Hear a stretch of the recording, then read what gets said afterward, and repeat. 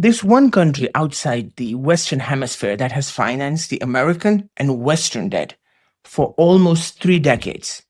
That same country imports 90% of its energy needs via a narrow strait called the Strait of Hormuz. And a fifth of the global oil trade passes through this narrow strait.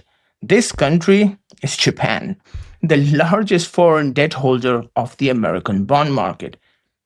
And when the largest lender walks away, the bill lands on the American bond market, which means on your mortgage, your loans, and your prices. Remember this chain because this is the spine of the whole video and it's about to get a lot more interesting as we go further. A small crisis in the Middle East hits American bond market. The bond market sets American interest rates and inflation. And from there, the wave rolled into the greater European area, into your commodity prices, your property prices, and one crisis, one chain traveled from the Strait in the Middle East all the way to your doorstep. And along the way, you will see why all of this is the best advertisement for uranium enrichment and uranium companies that we discussed in the previous video. Click on the top left. Let's dive into it. If you watch the whole video, you will understand the entire oil fiasco in the Middle East and what is actually being missed. Now, to understand this, come a tad bit closer. To understand this, let's go back to the 5th of August, 2024. I was standing inside Tokyo Stock Exchange when the carry trade started to unwind in real time, and the first shot were fired by the Bank of Japan, the BOJ. The warning shot was just 0.25%, but the ramifications were incredible. The Japanese press interviewed our professors and some of their students, which was quite funny.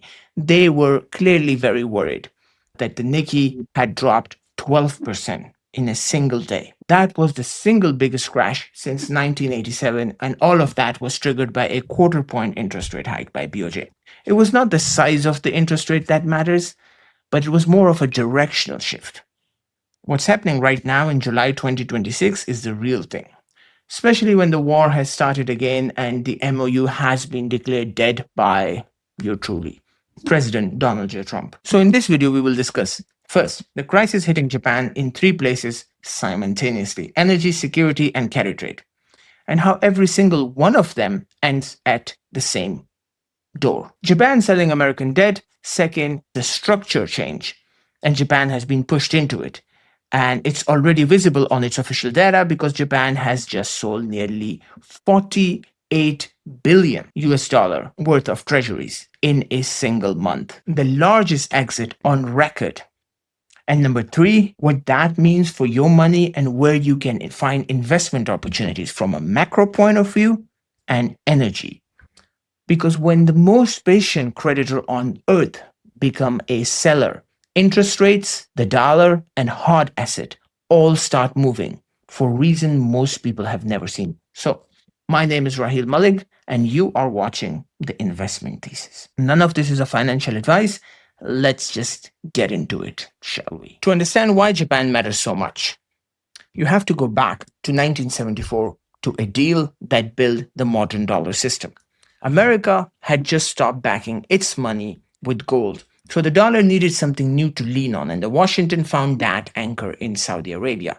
The deal was simple. Saudi Arabia sell its oil only in the US dollars, and in return, America promised to protect it. From that day on, any country that wanted oil needed dollars first, and the dollars the oil seller earned went straight back into America as loans into the US Treasuries. Oil from dollar and dollar for treasuries, that loop has been running on repeat since 1974, and it is the foundation of the petrodollar system. No country plunged into this machine harder than Japan. Japan is an island with almost no oil, no gas of its own.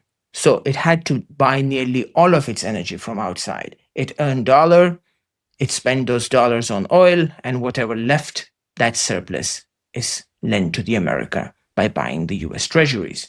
That is how the dollar becomes the number 1 foreign lender to the American government, holding roughly $1.2 trillion for its debt today. Remember this number. In few minutes, this will start to make a whole lot more sense. Okay, Now, why treasuries? Because the US Treasury bonds are widely considered the closest thing to risk free assets in the global finance.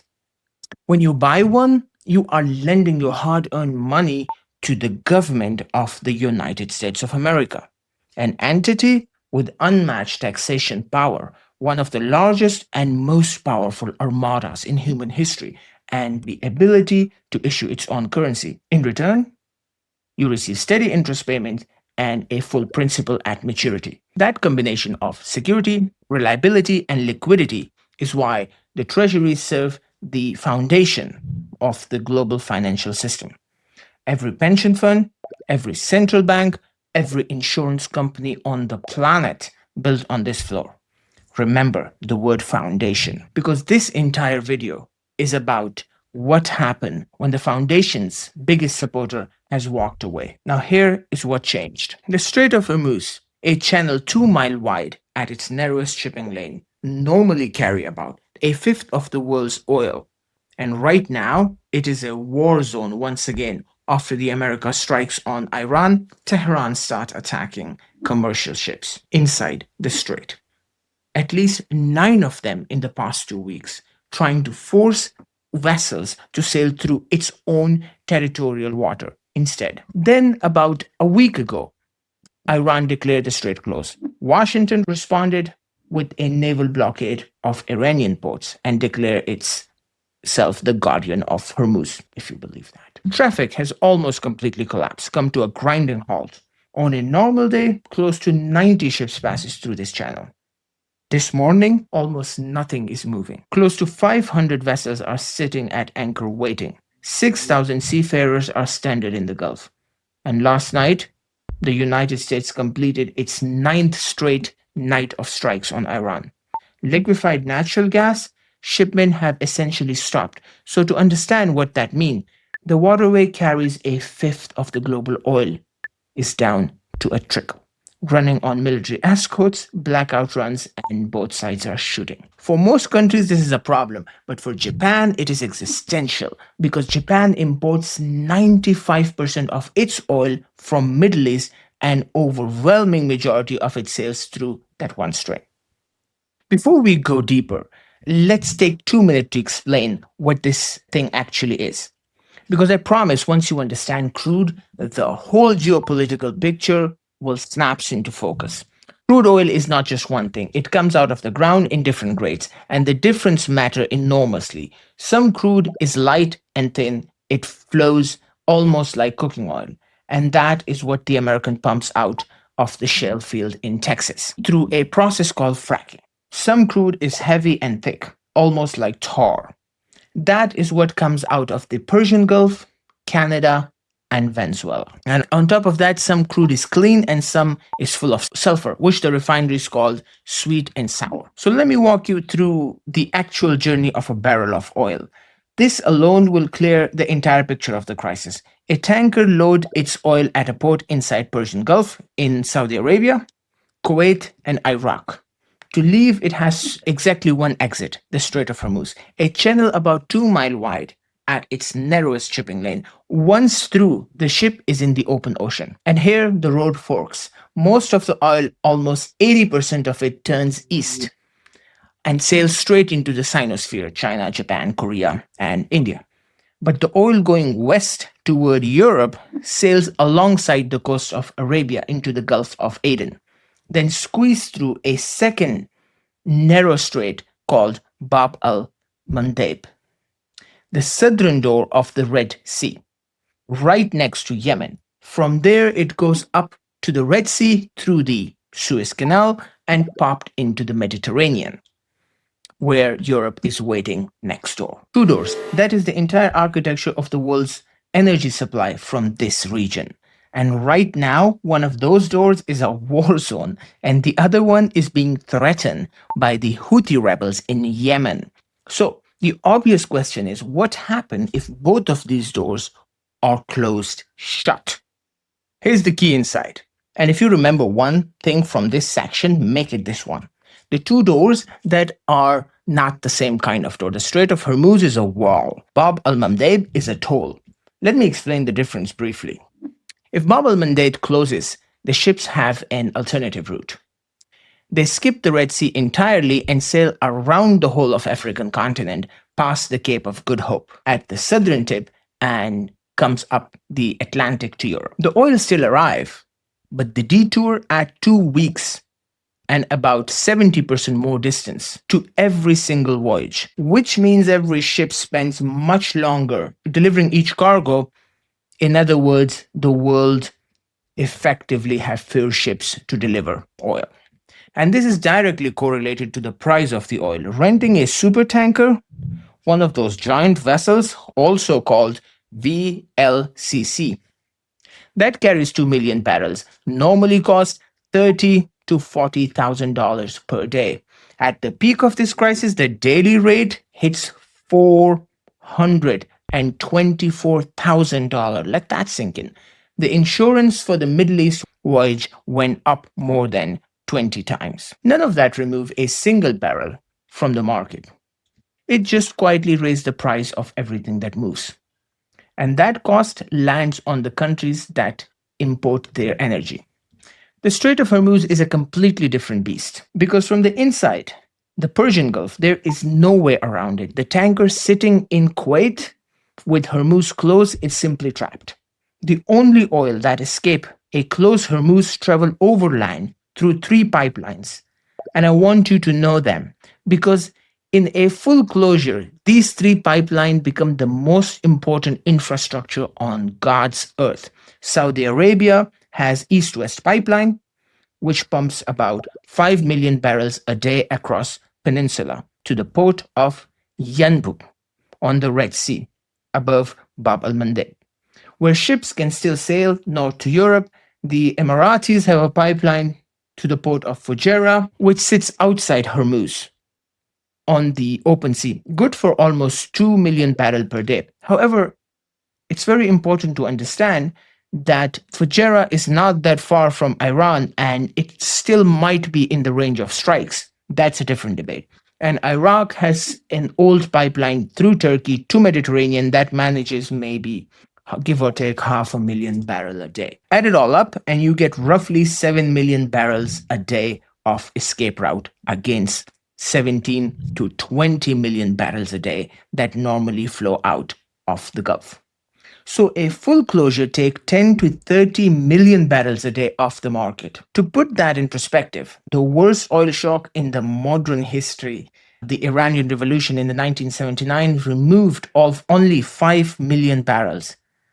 This would be double the worst thing that has ever happened to the oil market. A wall removes supply, a toll raised the price, and at the time of recording, the world is on the brink of experiencing double whammy. And you say, wait, that's a supply chain problem in oil, not a problem in money. But remember, the biggest victim of both these exits is the largest foreign holder of American debt. Every dollar Japan spent on longer voyages, war insurance, and emergency energy is a dollar that is used to sit quietly in the US Treasury Department. The oil map and the bond market are the same map. Let me show you why Japan specifically cannot escape this.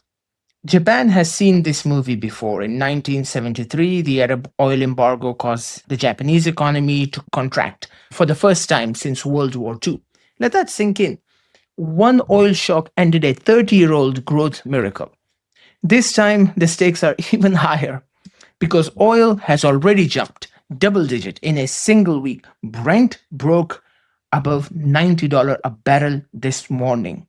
An analyst's worst case scenario, the one where the strait stays contested for months, still runs from $200, and the Japanese economy walking into this storm is far more fragile than the one that walked into 1973. Now, to understand Japan's economy's fragility, you need to understand what the Plaza Accord of 1985 did to Japan in the last decades. In the Plaza Accord, the United States pressured Japan to massively strengthen the yen, deliberately crushing Japanese export competitiveness to protect American manufacturing. Thus ended the long electronic boom, and Japan entered what became known as the lost decades. 30 years of deflation, stagflation, and near zero interest rate. America at the time made a decision that put its own economic stability ahead of its allies.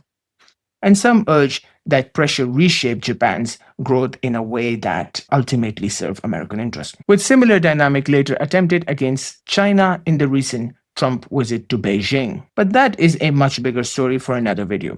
What matters here is the result, a Japan with no room for error, walking into three crises at once. And this is where it gets serious. Crisis number one, energy. With the Strait of Hormuz contested, Japan cannot reliably access the bulk of its oil. Buying from Iran is blocked by American sanctions, and import from Russia are constrained by the ongoing geopolitical situation. So what option does Japan actually have left? The most reliable alternative is American energy, American liquefied natural gas, and American oil. Japan holds a massive dollar reserve, and most of them are parked in US Treasuries. In a crisis, these dollars cannot just sit in bonds, they need to be used. That means selling treasuries to free up dollars and redirecting that money into buying energy. So Japan faces a trade off. And understand, this is not a choice. They simply have no other option left. They either keep financing the US government by holding its debt or start spending those same dollars on the US energy to keep the lights on. The March data tells you which way they are leaning. 47.7 billion of treasury sold in 1 month. Crisis number two is military. Japan's entire security architecture builds on the American umbrella. There are 54,000 American troops sanctioned across Japan, and that arrangement allows Japan to keep defense spending near a 1% of the GDP for a decade while everybody else paid the full price. But the same war that closes Hormuz is pulling American ships and aircraft away from Pacific, away from Taiwan Strait, the South China Sea, and Korean Peninsula. We have seen in the war America move Patriot missiles from South Korea to Middle East, leaving South Koreans vulnerable to the North Korean aggression. And Japan is drawing the obvious conclusion. If America cannot keep the Strait of Hormuz open and the waterways Japan's survival depend on, how confident can Tokyo be that the American would defend Tokyo against China? This is no longer a theory. In March, President Takaichi set in the White House while President Donald J. Trump demanded that ally help secure Strait of Hormuz. She explained that Japan law limits what her forces can do abroad. But that message landed because Japan has now accelerated its rearmament and hit 2% of the GDP on the defense this year, 2 years ahead of the original plan, the first real rearmament since 1945. That is hundreds of billions of yen redirected away from buying American debt into building Japan's military capabilities, which means once again, more treasury selling. And now the crisis number three, the most technical one, and honestly the most dangerous for the United States. For 30 years, Japan kept interest rate near zero because its economy was stuck in deflation, prices were falling, and the money was free. That created the single most profitable trade in global finance. It works like this. You borrow money to Japan at a 0% interest rate, convert it into dollars, and buy US Treasury bonds paying 4 or 5%, and you pocket the difference. You make it even simple. Imagine one bank giving you money at 0% and another bank pays you 5% for parking it. The 0% bank is the Bank of Japan and the 5% bank is the Federal Reserve.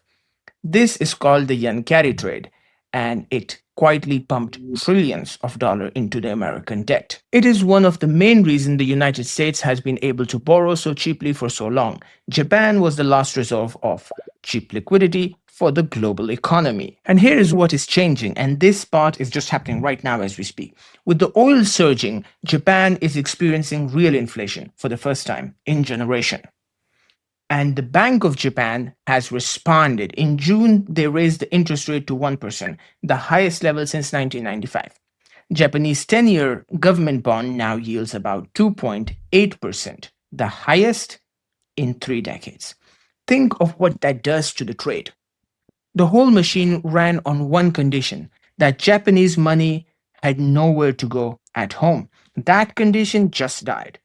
For the first time in 30 years, a Japanese pension can earn a real return in yen. At home, with no currency risk, the most patient money in the world finally has a reason to come home. Three different crises: energy, security, and interest rate, and all three converge on one single market, US Treasuries, and Japan on the sell side of every one of them. Now, why should you care? Because of who actually set the interest rate. A lot of people think Federal Reserve control the interest rate. Jerome Powell, or the current Fed chair, only controlled the short end of the yield curve. The long end, the end your mortgage lives on, is controlled by bond market, by supply and demand for treasuries. And when the biggest foreign buyer becomes a seller, the price of borrowing raises no matter what the Fed wants. You can see it already. The 10-year treasury is back near 4.6%, and the average 30-year mortgage just climbed to about 6.5%, the highest in nearly a year. So if you are waiting for mortgage rate to come down, I think you might be waiting a lot longer than you expect. From this point, rates could go higher, not lower. And here is the deep irony. The United States of America launched a military action that closed the Strait of Hormuz without consulting Japan, without consulting its European allies, and as far as anyone can tell, without thinking it through the consequences for countries whose saving actually underpin the dollar system. Japan did not choose any of this. Japan was pushed into by a decision made in Washington with no consideration for Tokyo, and that is an impossible position. America's most loyal creditor they ever had. Because think of what American actually imports today. In 1973, America imported oil.